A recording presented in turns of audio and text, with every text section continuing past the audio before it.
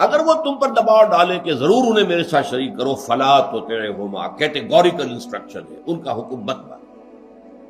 لیکن یہاں ذرا خلا ہے جو کہ سورہ لقمان میں جو ہے اس کو پر کیا گیا۔ پھر کیا کریں؟ آیا بالکل قطع تعلق کر لیں ماں باپ کے ساتھ؟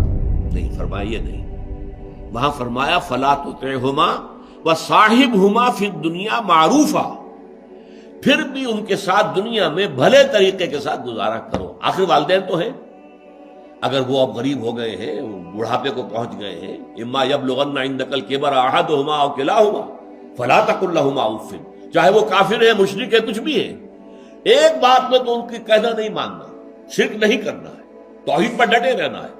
اور شرک کو اور توحید کو محدود معنی میں نہ لیجئے۔ شرک یہ بھی ہے کہ حکومت جو ہے وہ اللہ کے سوا کسی اور کی ہے، یہ سیاسی شرک ہے۔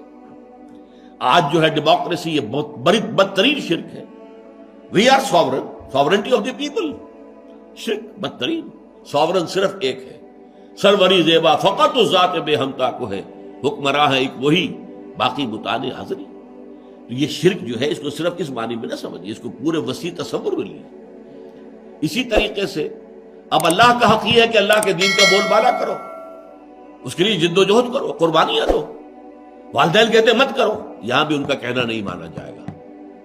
والدین کہتے نماز مت پڑھو، نہیں، کہنا نہیں مانا جائے گا، نماز پڑھنی ہے، یہ فرض ہے اللہ کی طرف سے۔ یہ تو در حقیقت اللہ کے حقوق ہے۔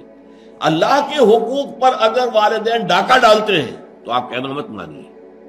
ہاں یہ کہ ویسے ان کے ساتھ حسن سلوک، ان پر خرچ کرنا، اور اگر کہنا بھی ہے کہ ابا جان یہ کام میں نہیں کر سکتا، لجاجت سے کہنا، ابا جان یہ اس معاملے میں آپ کی بات نہیں مان سکتا، امی جی میں نہیں مان سکتا آپ کی بات، اللہ کا حکم ہے، اقامت دین کی جد و جہد مجھ پر فرض ہے، اور مجھے اللہ کے یہاں جا کے جواب دہی کرنی ہے اس کو، لہذا اس معاملے میں تو میں آپ کی بات نہیں مان سکتا۔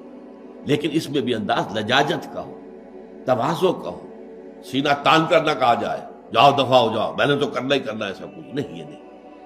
وہاں تو فرمایا گیا ہے فلا تقل لہما اف ولا تنہرہما، ان کو جھڑکو مت، اف تک نہ کہو۔ یہ پہلو اپنی جگہ پر ہے، یہ سورہ لقمان میں ہم پڑھ چکے ہیں، یہاں اس کی وضاحت نہیں۔